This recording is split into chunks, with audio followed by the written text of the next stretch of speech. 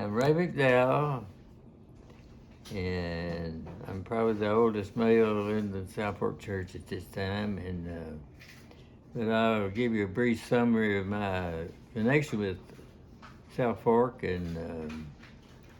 I was actually born in South Fork Church because my mother and dad, that's where they went to church. And in fact, there's probably at least 5 or 6 generations that went to South Fork. So my really first connection I remember is in 1944. My dad got killed in World War II, and so I spent a lot of times at my grandparents. And so anyway, there was a revival, and it was in the old church at South Fork, and they didn't have any electricity, and the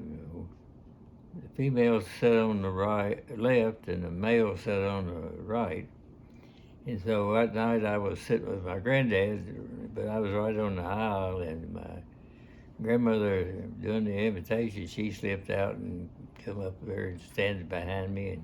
she told me, said, Ray, you know you have to be a Christian to go to heaven, and if you don't become a Christian, you won't see your dad anymore. So I thought about it, and I'd kind of been under a little bit of conviction, and so I thought, well, maybe I need to become a Christian, and so I did, and I was baptized. And shortly after that, my mother bought a house in Hodgeville, and we moved to Hodgeville, and so I went to First Baptist well, in fact, I was going there when we got married, and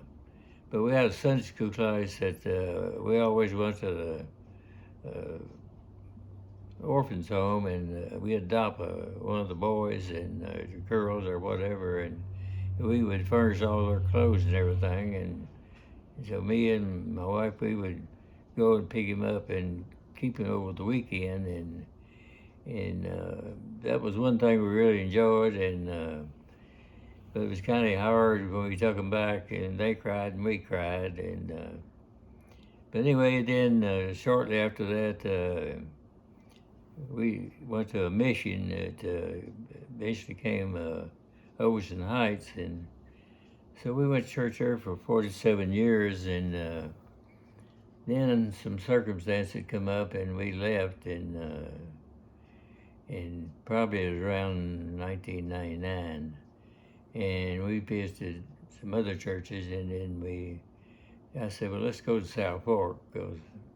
I'd always had a connection there, and I felt like that's where we need to go, and so we became a member there, and then at that time I was still a deacon, and so I was elected on the deacon board, and I did that till I become where I couldn't really do the things that I always did, and so I just asked to retire, and I did, and so anyway, we like South Fork, and we've been there since then, and we're going to be buried in the cemetery there, and so since now I'm the oldest McDowell that's left, and so I just encourage people to continue being a member and do the things that we used to do and we can't do anymore. And so I encourage everybody to just look at themselves and know what they got to do, and I know a lot of people do, and so I've always tried to be a good person, have a good reputation, and that goes a long way. And I've had a lot of young men that come back and told me, said, if it wasn't for people like you, I don't know where I'd be today. And so I encourage everybody to live the religion every day. And so people are watching you, and they see you do something that's wrong, and they think it's all right since you're a churchgoer. But you need to wear your church every day and be a symbol of what you stand for. That's what I've did all my life, and so I encourage other people to do the same thing. And I know sometimes it's hard. The things you know what's right, and sometimes you get some flack, but standing up for what you believe. But I've always did that, and you always come out a winner in the end. So all I can, my message is where you just live your religion every day, and there will be a lot of things happen, and you'll be recognized by somebody that you inspired them to be a Christian. So that's my desire. That I know we've become the age we can't do it anymore, and a lot of times we can't be there. But I encourage everybody to just